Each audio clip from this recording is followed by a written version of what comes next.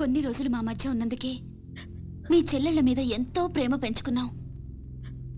అలాంటి బంగారం లాంటి పిల్లల్ని ఎంత దారుణంగా చంపేశారా దుర్మార్గులు. చావు బతుకుల్లో ఉన్న రోగి మా దగ్గరకు వచ్చినప్పుడు చివరి దాకా పోరాడి ఏ రకంగానైనా బతికించడానికి ప్రయత్నిస్తాం. అలాగే మనకి న్యాయం దొరకనప్పుడు ఏ మార్గంలోనైనా సరే చివరి దాకా మనమందరం పోరాడాలి. అన్నా నువ్వు అను, వాళ్ళందరంతా చూస్తాం. ఆగండి ఆగండి. ఇంకా మీరు మా చెల్లెళ్ళ మీద చూపిస్తున్న ఆదరాభిమానాలకి కృతజ్ఞుణ్ణి. మీ అందరి అండదండలు ఉంటే చాలు. ఆ దుర్మార్గుల్ని హతమార్చడానికి మీ బంగారు భవిష్యత్తు నాశనం చేసుకోవద్దు.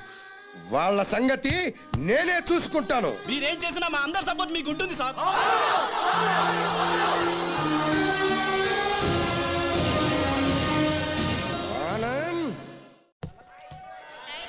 ఆనంద్, నేను రమ్మని చెప్పేదాకా వైజాగ్ నుండి రావద్దు.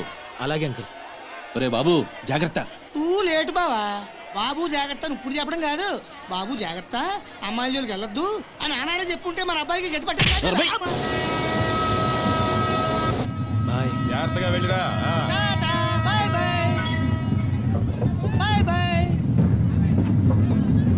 క్లబ్కి వెళ్దాం. అది కాదు బావా. బావా ఏంట్రా? సద్దాం హుస్సేన్ పారిపోయి ఎక్కడో బొక్కలో దాక్కున్నాడు. అయినా అమెరికా వాడు పట్టేశారు. నీ కొడుకు బతుకు అంతే ఆ స్వామి చేతిలో.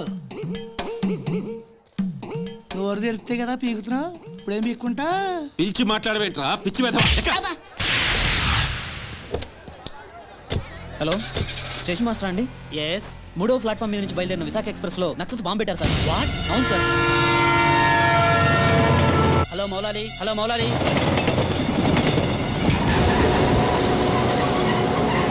ట్రైన్లో బాంబు పెట్టారంటే అందరూ పారిపోండి.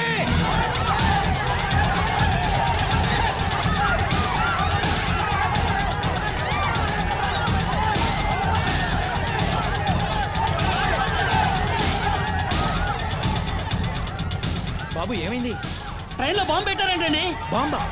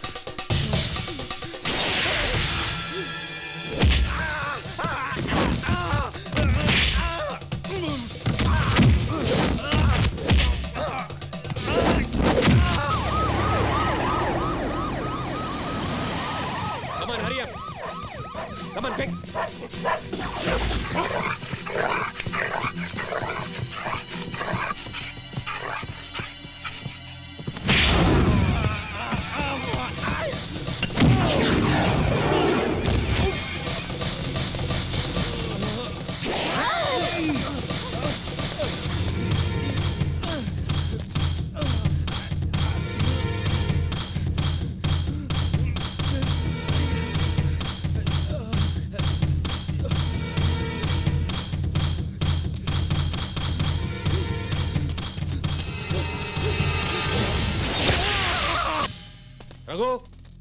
Yes sir. చూడు.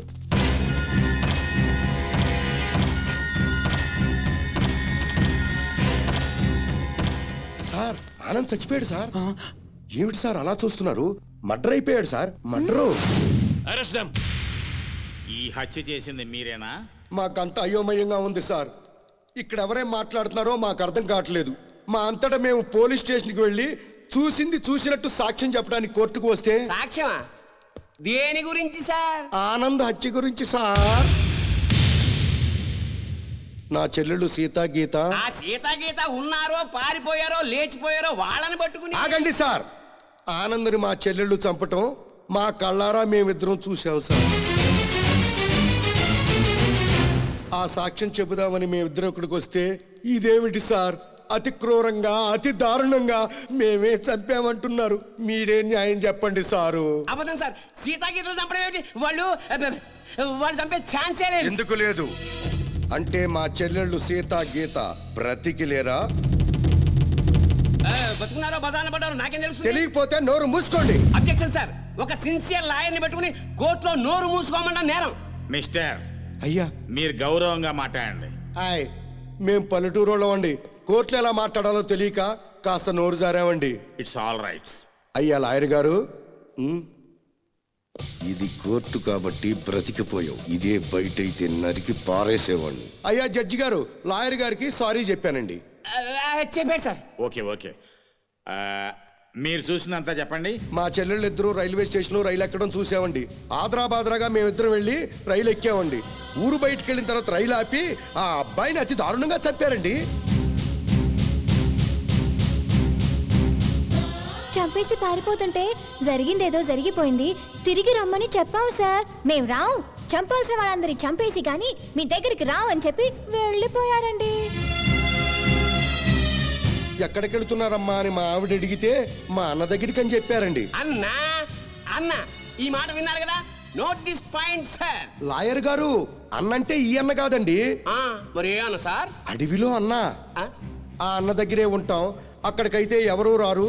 ఆ అన్నే మాకు అండ, ఆ అన్నే మాకు కొండ అని అన్నారండి. ఎవరు బాబు ఆ కొండ? అదేనండి, మీలా పొడుగ్గా నల్లగా పరమ నీచంగా ఉంటాడండి. నల్లగా పొడుగ్గా నీచంగానా?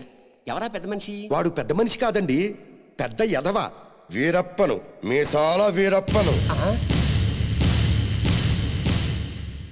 ఎలాగైనా మా అమ్మాయిల్ని పట్టుకోమని చెప్పండి సార్. మా చెల్లెలను పట్టుకుంటే వీరప్పని దొరుకుతాడు, వీరప్పని పట్టుకున్నా మా చెల్లెలు దొరుకుతారు.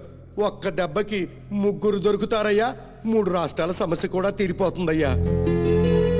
మళ్ళీ ఇలాంటివన్నీ జరగకుండా ఉంటాయండి. వెంటనే అడవికి వెళ్ళి పట్టుకోమనండి సార్.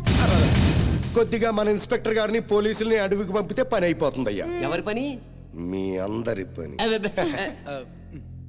ఈ కేసులో మేమే ప్రత్యక్ష సాక్షులం, నిందితురాళ్ల ఆచూకీ కూడా చెప్తాం అని చెప్తున్న ఈ స్వామి కనకమహాలక్ష్మి దంపతుల మాటల్ని పరిగణనలోకి తీసుకుని ఈ హత్యలో సీతా గీతలు చేశారనే అనుమానంతో పోలీస్ డిపార్ట్మెంట్ని సత్యమంగళం అడవుల్లోకి వెళ్ళి సీతా గీతలతో పాటు వీలైతే వీరప్పన్ని కూడా పట్టుకోవాల్సిందిగా ఆదేశాలు జారీ చేయటమైంది.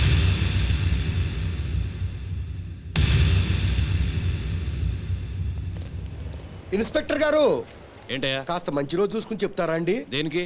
అదే అన్నయ్య గారు, వీరప్పనున్నాడే అతను ఉండే అడవిలోకి బయలుదేరడానికి వస్తామండి. వెళ్ళొస్తామండి. ఇన్స్పెక్టర్ గారు, డౌట్ లేదు, వీళ్ళిద్దరూ మనకి టెండర్ పెట్టారు.